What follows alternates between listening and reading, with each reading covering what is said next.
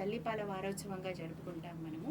So ఈ సందర్భంగా ఈ తల్లిపాల ప్రాముఖ్యత, దాంట్లో ఉండే అనేక రకాల అపోహలు కావచ్చు, అనుమానాలు కావచ్చు, ఇలాంటివన్నీ నివృత్తి చేయడానికి మనతో ఉన్నారు లాక్టేషన్ కన్సల్టెంట్ అర్చనా రెడ్డి. నమస్తే మ్యామ్. నమస్తే రచన గారు. జనరల్గా అంటే ఆఫ్టర్ డెలివరీ బ్రెస్ట్ ఫీడింగ్లో, లాక్టేషన్ టైంలో ఎలాంటి ప్రాబ్లమ్స్ ఎక్కువ మట్టుకు మనం చూస్తున్నామంటారు? మెయిన్గా లాచింగ్ ఇష్యూస్, అంటే బేబీ మదర్ని ఎట్లా పట్టుకుంటుంది. ఓకే, అది చాలా పెద్ద ఇష్యూ అండి. ఎందుకంటే అది సాల్వ్ అయింది అనుకోండి, అంటే బేబీ మదర్ని మంచిగా పట్టుకొని తాగుతుంటే, రొమ్మును మంచిగా పట్టుకొని తాగుతుంది అనుకోండి, 90% of breast feeding problem solve అయినట్టు. ఓకే, బేబీ మీద డిపెండ్ అయి ఉంటుంది అది. ఎస్, బేబీ అండ్ మదర్ ఇద్దరు, వాళ్ళిద్దరూ కలిస్తేనే breast feeding success. It is not just mother's duty, it is not just baby's duty. పుట్టిన విత్ ఇన్ 1 hour అంటే గోల్డెన్ అవర్ అంటాం అనమాట మనం, whether it is normal delivery or caesarean. ఏదైనా పుట్టిన ఫస్ట్ 1 hourలో బ్రెస్ట్ ఫీడింగ్ జరిగిపోవాలి. అలా జరిగిన పిల్లల్లో 20 to 30% అసలు ప్రాబ్లమ్సే రావు.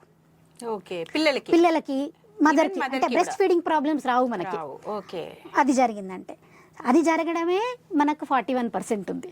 గడ్డగట్టిపోవడం ఒకటి, తర్వాత అపోహల వల్ల మానేయడం ఒకటి, నాకు తక్కువ పాలున్నాయేమో అనుకుని చాలా మంది మదర్స్ అనుకోవడం ఒకటి, నాకు అసలు నేను ప్రొడ్యూస్ చేస్తున్నానో లేదా అన్న అసలు కాన్ఫిడెన్సే లేదు మదర్లో. నేను ఎగ్జాక్ట్లీ. అండ్ మదర్స్ మిల్క్ తగ్గిపోవడానికి ఇంకొక ఇష్యూ ఏంటి అంటే అపోహలు. దీని చుట్టూ చాలా అపోహలు ఉన్నాయి. దానివల్ల కూడా పాలిచ్చే తల్లులు తగ్గిపోతున్నారు. ఇమీడియట్గా పుట్టిన వెంటనే తేనె నాకు ఇచ్చేస్తామనడము, గ్లూకోజ్ వాటర్ ఇవ్వడము, లేదంటే మదర్కి నార్మల్ డెలివరీ అయింది కొద్దిసేపు రెస్ట్ ఇవ్వండి మదర్కి అని చెప్పేసి డబ్బా పాలు పట్టడము, ఇవన్నీ ఇంటర్వెన్షన్స్. ఇవన్నీ ఇంటర్వెన్షన్స్ జరగడం వల్ల బిడ్డ పాలు ఎలా తాగాలో నేర్చుకోలేకపోతుంది. బ్రెస్ట్ మిల్క్ అనేది న్యాచురలే, ప్రొడక్షన్ అనేది న్యాచురలే, కానీ బ్రెస్ట్ ఫీడింగ్ అనేది ఇట్స్ అ లెర్నింగ్ కర్వ్. మదర్కి బేబీకి ఇద్దరు నేర్చుకోవాలి. ఈ అపోహలు లేకుండా ఇమ్మీడియట్ గా కనుక స్టార్ట్ చేస్తే అది కరెక్ట్ గా ట్రైన్ అప్ అవుతారు. ఇప్పుడు కొన్నిసార్లు మరి నిజంగానే కొంతమందికి పాలు రావు అంటారు. అంటే జనరల్ గా అలా ప్రెస్ చేసి చూడడము అట్లా ఏవో నర్సులు ట్రై చేస్తూ ఉంటారు కదా. అంటే జనరల్ గా పాలు రాకుండా కూడా ఉంటుందా, లేదంటే అది కేవలం వాళ్ళ ఫీలింగ్ మాత్రమేనా? నిజం చెప్పాలంటే ప్రెగ్నెన్సీలో, అంటే మీరు సెకండ్ ట్రైమిస్ట్రల్ 16 to 18 weeks టైంలోనే మిల్క్ ప్రొడక్షన్ స్టార్ట్ అవుతుంది. ప్రెగ్నెంట్గా ఉన్నప్పుడు ఎస్, స్టార్ట్ అవుతుంది, కానీ బయటకు రావు. ఎందుకు? ప్రెగ్నెన్సీ హార్మోన్స్ హై లెవెల్లో ఉంటాయి కాబట్టి బయటకు రావు. సో ఉంటాయి పాలు, కానీ ఏమైపోతుంది, ఫస్ట్ ఫీడింగ్ ఇప్పియకపోవడం వల్ల, మదర్కి డయాబెటీస్ ఉందో, సిజేరియన్ సెక్షన్ వల్ల, అండ్ హైపర్ టెన్షన్ ఉన్న మదర్, వీళ్ళందరిలో డిలే అవుతుంది కొంచెం బయటకు రావడం. ఎందుకంటే హార్మోన్ లెవెల్స్ హెచ్చు తగ్గులు ఉంటాయి కాబట్టి, ఆ హార్మోన్ లెవెల్స్ హెచ్చు తగ్గుల వల్ల బయటకు రావడం కొంచెం డిలే అవుతుంది. కానీ దానివల్ల బేబీని సక్ చేయించడంలో తప్పు లేదు. పాలు వచ్చినా రాకపోయినా బేబీని సక్ చేయించాలి. బేబీని సక్ చేయించడమే మెయిన్ స్టిమ్యులేషన్ మన బ్రెయిన్కి. హార్మోన్స్ ప్రొడ్యూస్ చేయడానికి మెయిన్ స్టిమ్యులేషన్ అదే. మనం ప్రెస్ చేసి చూస్తాం, నర్సెస్ ప్రెస్ చేసి చూస్తుండొచ్చు, కానీ అది artificial. It is not natural stimulation. Natural stimulation baby sucking. మన బాడీ ఎట్లా తయారైంది? బేబీ సక్ మాత్రమే రెస్పాండ్ అవ్వడానికి తయారైంది. సో బేబీ సక్ చేస్తేనే మనకు పాలు బయటకు వస్తాయి.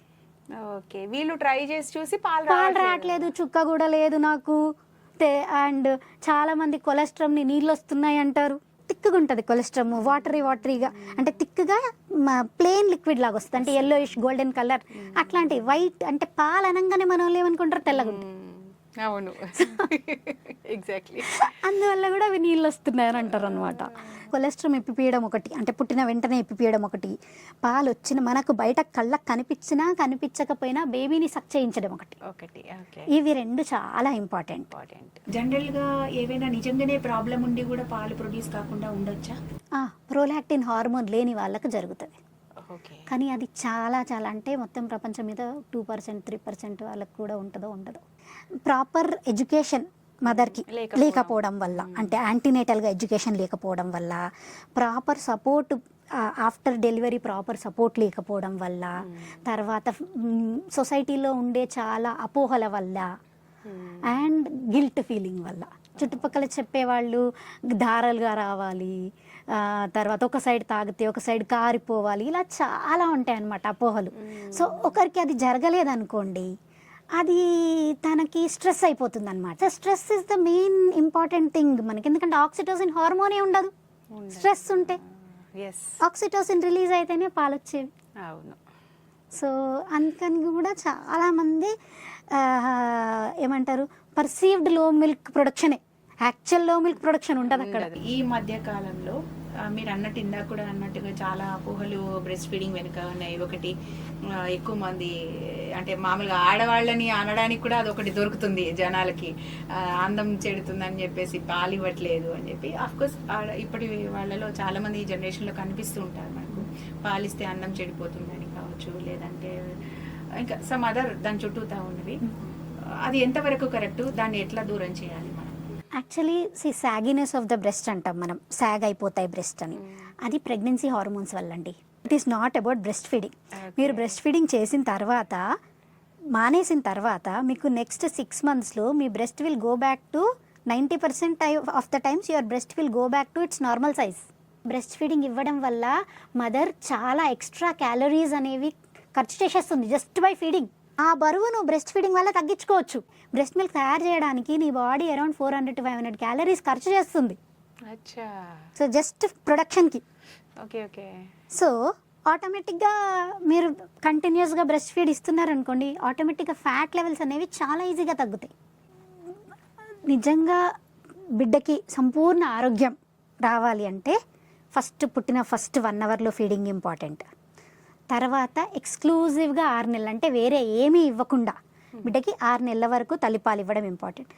తర్వాత 2 years అండ్ బియాండ్ అంటే 2 సంవత్సరాల వరకు ఫుడ్ పెట్టుకుంటాం. అంటే 6 నెలల తర్వాత ఫుడ్ స్టార్ట్ చేసి 2 సంవత్సరాల వరకు ఇవ్వచ్చు. ఆ తర్వాత తల్లి ఇష్టం, బిడ్డ ఇష్టం. ఇంకా అది మాక్సిమం ఎప్పటి వరకు? తల్లి యాక్చువల్లీ న్యాచురల్ వీనింగ్ అనేది 2.5 years తర్వాత జరిగిపోతుంది న్యాచురల్ గా. అది 3 years కి చేస్తారు, కొందరు బేబీస్ 3 years కి మానేస్తారు, కొందరు బేబీస్ కి 3.5 years కి కూడా మానేయొచ్చు. సో న్యాచురల్ వీనింగ్ అని ఇప్పుడు ఆటోమేటిక్ గా జరిగిపోతుంది. మనం ఏం స్పెషల్ గా ఎఫర్ట్స్ పెట్టక్కర్లేదు.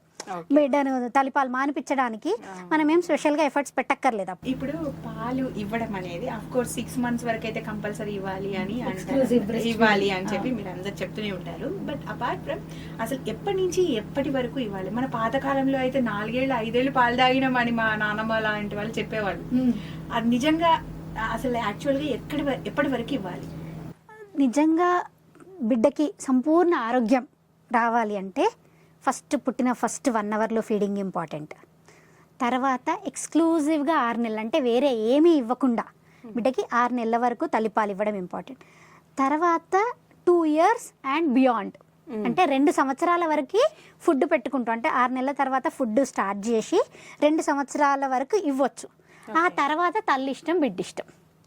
ఇంకా అది మాక్సిమం ఎప్పటి వరకు? తల్లి యాక్చువల్లీ న్యాచురల్ వీనింగ్ అనేది 2.5 years తర్వాత జరిగిపోతుంది న్యాచురల్ గా.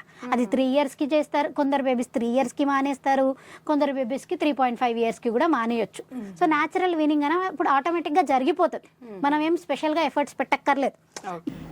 పాలు ఇవ్వడం వల్ల, బిడ్డకు పాలు ఇవ్వడం వల్ల తల్లులకి ఎలాంటి బెనిఫిట్స్ ఉంటాయి, బిడ్డకి ఎలాంటి బెనిఫిట్స్ ఉంటాయి?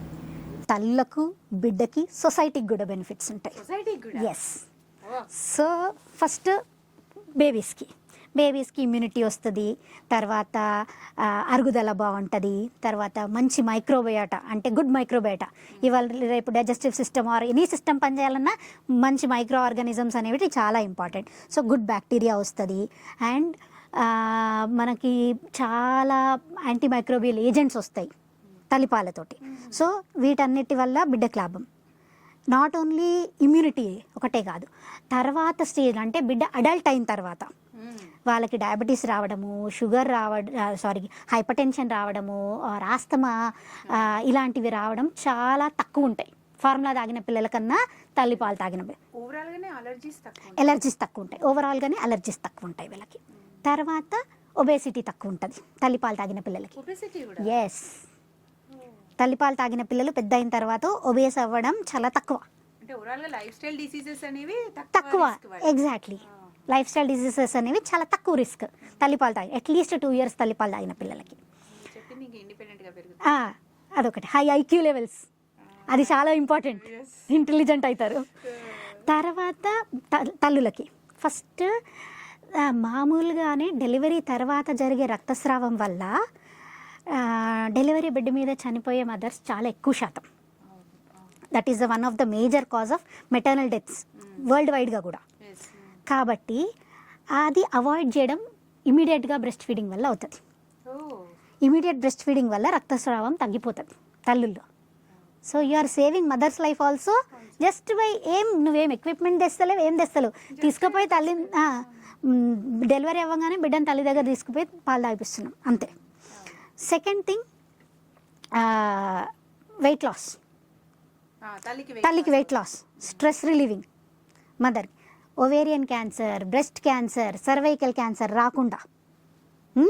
తర్వాత మదర్కి డయాబెటీస్, కార్డియోవాస్కులర్ డిసీజెస్ ఇవన్నీ రాకుండా. వచ్చే శాతం తక్కువ, రావని నేను చెప్పను, ఇప్పుడు రిస్క్ తగ్గుతుంది అంతే. ద పర్సంటేజ్ ఆఫ్ రిస్క్, వచ్చే రిస్క్ ఇప్పుడు 5 సంవత్సరాలలో రావాల్సింది వాళ్ళకి 10 సంవత్సరాలలో రావచ్చు. అంటే you are extending your good life style another 5 more years కదా. సో బిడ్డ అయిపోయింది తల్లి, మరి మనకేంటి లాభం?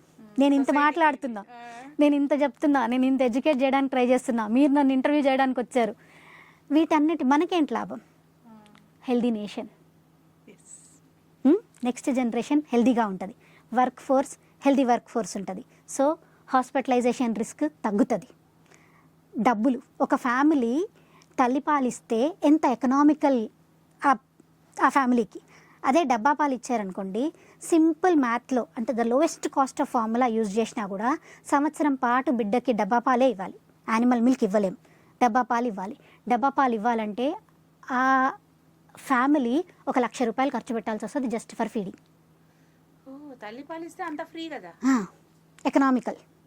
ఆ 1,00,000 రూపాయలు ఆ బిడ్డ కోసం మనం ఎఫ్డీనో ఏదో మ్యూచువల్ ఫండ్స్లోనో పెట్టుకుంటే ఎంత లాభం మనకి, ఆ ఫ్యామిలీకి, economical. Then comes to environment, ఎన్విరాన్మెంట్కి కూడా లాభం తల్లిపాలు ఇవ్వడం. ఫ్యాక్టరీస్ అండి, formulas are made in factories. They are using all the renewable sources, water, electricity, trees. Factory పెట్టడానికి చెట్లు నరికేయాలి, తర్వాత ఫ్యాక్టరీలో డబ్బాలు తయారు చేయడానికి చెట్లు నరకాలి, plastic. So it is not only for baby and mother, it is for nation, it is for society. So WHO కానీ, యూనిసెఫ్ కానీ, ఆర్ తెలంగాణ ప్రభుత్వం ఆర్ భారత ప్రభుత్వం కానీ చాలా డబ్బులు ఖర్చు పెడుతుంది అవేర్నెస్ పెంచడానికి. బట్ మేబీ కరెక్ట్ పర్సన్స్ని కలవకపోవడం వల్లనో ఆర్ అపోహల వల్లనో చాలామంది మధ్యలోనే ఆపేయాల్సి వస్తుంది బ్రెస్ట్ ఫీడింగ్ అనేది. So it is not just for baby and mother, it is for everybody. అందుకనే closing the gap, year theme closing the gap ఏంటంటే ప్రతి చివర తల్లి వరకు కూడా మనం చేరుకోగలగాలి. తను హై సొసైటీలో ఉండే తల్లి కావచ్చు, వర్కింగ్ ఉమెన్ కావచ్చు, ట్రైబల్ ఉమెన్ కావచ్చు, ఎనీబడి, ప్రతి ఒక్కరికి equal support to continue breast feeding అనేది ఇవ్వాలి. సో అదే ఈ year team, support for all. It's not only హాస్పిటల్లో డెలివరీ అయిన వాళ్ళకే కాదు, ప్రైవేట్ హాస్పిటల్లో డెలివరీ అయిన వాళ్ళకే కాదు, నువ్వు గవర్నమెంట్ హాస్పిటల్లో డెలివరీ అవుతావా, ఇంట్లో డెలివరీ అవుతావా, ఎక్కడైనా కూడా మనం బ్రెస్ట్ ఫీడింగ్ సపోర్ట్ అనేది ఇవ్వగలం. ఇక్కడ ఇంకోటి, ఇది నా ఒక్కదాని బాధ్యత కాదు, అగైన్ ఇది సొసైటీగా మనందరి బాధ్యత. ఇది గైనకాలజిస్ట్ బాధ్యత, పీడియాట్రిషియన్ బాధ్యత, హాస్పిటల్ బాధ్యత, నర్సెస్ బాధ్యత, నా బాధ్యత, ఫ్యామిలీ బాధ్యత, ఎంప్లాయర్ బాధ్యత, ఎవ్రీబడి. బ్రెస్ట్ ఫీడ్ అనేది అందరూ అలవాటు చేసుకోవాల్సిన విషయం అండ్ ఇంపార్టెంట్ విషయంగా గుర్తించాలి. పిల్లల్ని హెల్దీగా పెంచడానికి అది మన వంతు బాధ్యతగా ఈవెన్ సొసైటీ కూడా దీంట్లో ఇన్వాల్వ్ అయ్యి తల్లులకి, బిడ్డలకి సపోర్ట్ చేస్తుందని ఆశిద్దాం. Okay, anyway, thank you. Thank you.